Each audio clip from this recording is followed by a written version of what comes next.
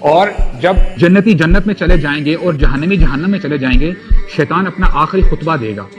کیا کہے گا؟ وقال الشیطان لما قضی الامر ان اللہ وعدکم وعد الحق، اے لوگو اللہ تعالیٰ نے تم سے جو وعدہ کیا تھا سچا وعدہ تھا، اللہ تعالیٰ کا وعدہ سچا تھا، ووعدتکم فاخلفتکم، میں نے بھی وعدے کیے تھے بڑے لیکن میرے سارے وعدے جھوٹے تھے،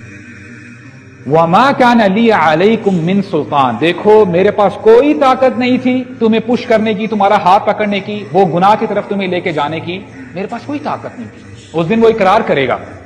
الا ان دعوتكم فاستجبتم لي، سوائے یہ کہ میں نے تو تمہارے اندر وسوسہ ڈالا تھا اور تم نے میرے وسوسے کو قبول کیا اور تم نے پھر وہ پریکٹیکلی خود ایکٹ کیا تھا، میں نے تمہارا ہاتھ نہیں پکڑا، میں نے تمہیں پش نہیں کیا، I did not do anything،